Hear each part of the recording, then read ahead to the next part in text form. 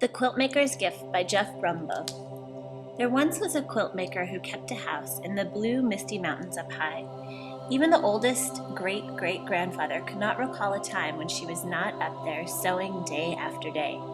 Here and there, wherever the sun warmed the earth, it was said she made the prettiest quilts anyone had ever seen. The blues seemed to come from the deepest part of the ocean, the whites from the northernmost snows, and the greens and purples from the abundant wildflowers, the reds, orange, and pinks from the most wonderful sunsets. Some say that there were magic in her fingers.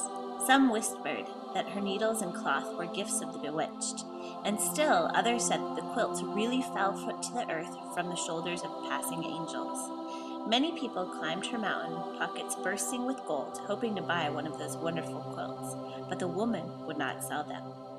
"I give my quilts to those who are poor or homeless," she told all who knocked on her door. "They are not for the rich." On the darkest and coldest nights, the woman would make her way down to the mountain to the town below. There she would wander the cobblestone streets until she came upon someone sleeping outside in the chill. She would then take a newly finished quilt from her bag, wrap it around the shivering shoulders, tuck them in tight, and tiptoe away. The very next morning, with a steaming cup of blackberry tea, she would begin a new quilt.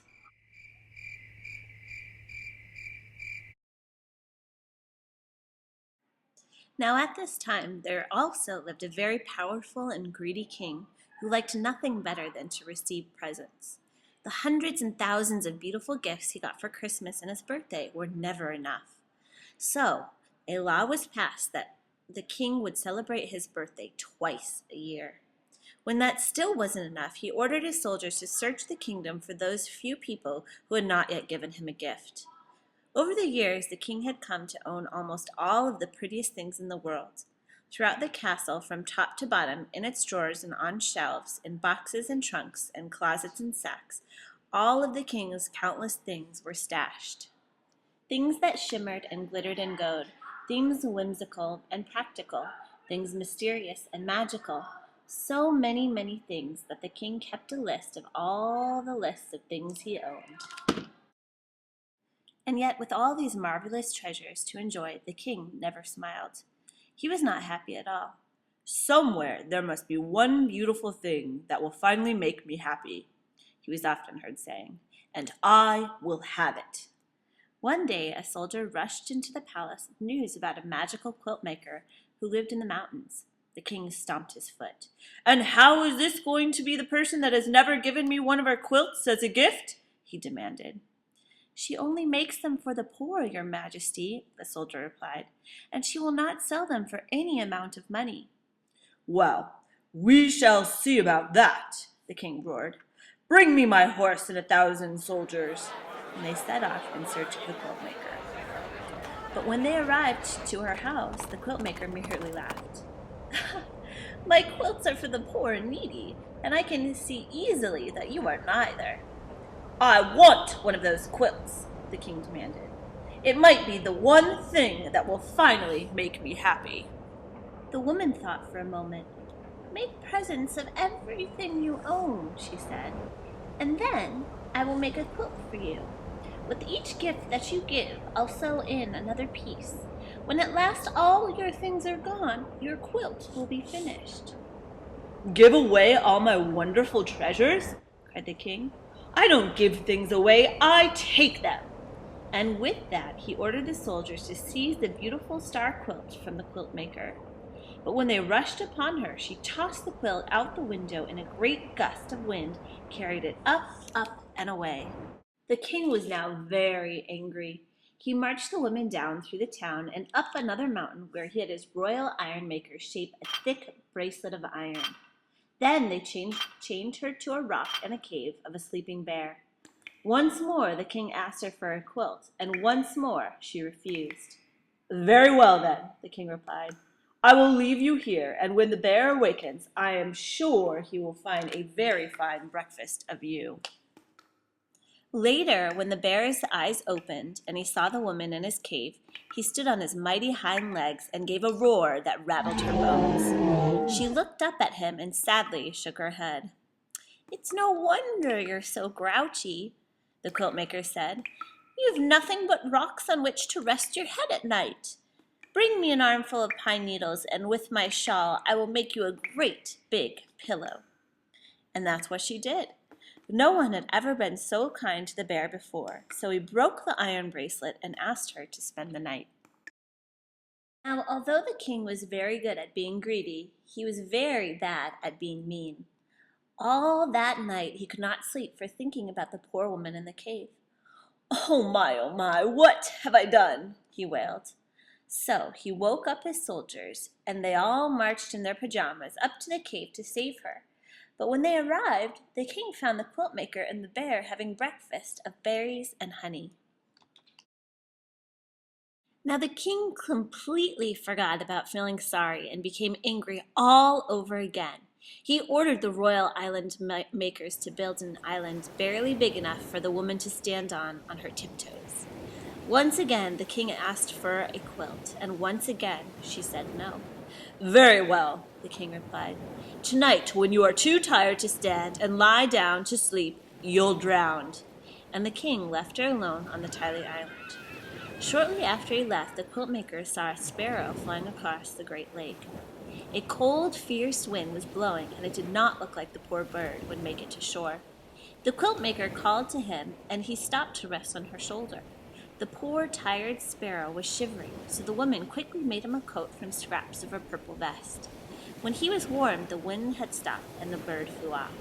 But he was very grateful to the quilt maker for what she had done. Soon the sky darkened as the air filled with a huge cloud of sparrows. Thousands of wings beat together. They swooped down, lifted the woman in their tiny beaks, and carried her safely to shore. Again that night the king could not sleep for thinking about the woman alone on the island. Oh my, what have I done?" he moaned. So he woke up in his sleepy soldiers again, and they marched in their pajamas down to the lake to set the woman free. When they arrived, she was sitting on a tree limb, sewing tiny purple coats for all the sparrows. "I give up!" the king shouted. "What must I do for you to give me a quilt?" "As I said," the woman answered, "give away all of your things that you own, and I'll sew a quilt for you. And with each gift that you give, I will add another piece to your quilt." "I can't do that!" cried the king. "I love all of my wonderful, beautiful things." "But if they don't make you happy," the woman replied, "what good are they?"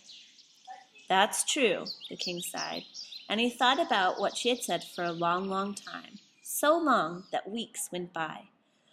"Oh, all right," he finally muttered. "If I must give away all my treasures, then I must." The king went to his castle and searched from top to bottom for something he could bear to give away. Frowning, he finally came out with a single marble. But the boy who received it smiled so brightly in return that the king went back for more things. Eventually, he bought out a pile of velvet coats and went about the town giving them to people dressed only in rags. All were so pleased that they marched up and down in the street in a grand parade. Still, the king did not smile. Next, the king fetched 100 waltzing blue Siamese cats and a dozen fish that were clear as glass. Then the king ordered his merry-go-round with the real horses to be brought out. Children cried with delight and cartwheeled around him, and just the smallest of smiles began to show on the king's face. The king looked about him and saw dancing and merrymaking and all the happiness his gifts had brought. A child took hold of his hand and pulled him into the dance. Now the king really smiled and even laughed aloud. "How can this be?" he cried. "How can I feel so happy about giving my things away? Bring everything out! Bring it all out at once!" Meanwhile, the quilt maker kept her word and started making a special quilt for the king. With each gift that he gave, she added another piece to his quilt. So the king kept on giving and giving. When at last there was no one left in town who had not received something, the king decided to go into the world and find others who might be in need of his gifts. But before he left, the king promised the quilt maker he would send a sparrow back to her each and every time he gave something away. Morning, noon, and night, the wagons rolled out of town, each piled high with the king's wonderful things. And for years and years, messenger sparrows flew to the quiltmaker's windowsill as the king slowly emptied his wagons, trading his treasures for smiles around the world.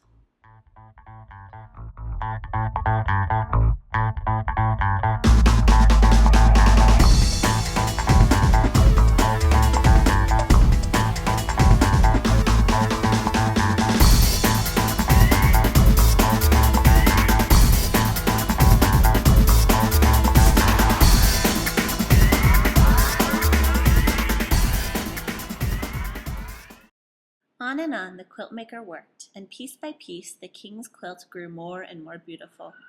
Finally, one day, a weary sparrow flew into her window and perched on her needle. She knew then and there that this was the last messenger, so she put the final stitch in the quilt and started down the mountain in search of the king. After a long search, she finally found him. The king's royal clothes were now in tatters, and his toes poked out of his boots. Yet his eyes glittered with joy, and his laugh was wonderful and thunderous. The quilt maker unfolded the king's quilt from her bag. It was so beautiful that hummingbirds and butterflies fluttered about. Standing on tiptoe, she tenderly wrapped it around him. "What is this?" cried the king. "As I promised you long ago," the woman said, "when the day came that you yourself were poor, only then would I give you the quilt." The king's great sunny laugh made his green apples fall and the flowers turn his way. "But I am not poor," he said. "I may look poor, but in truth my heart is full to the bursting, filled with memories of all the happiness I have given and received. I am the richest man I know." "Nevertheless," the quiltmaker said, "I made this quilt just for you." "Thank you," replied the king. "I'll take it, but only if you accept a gift from me.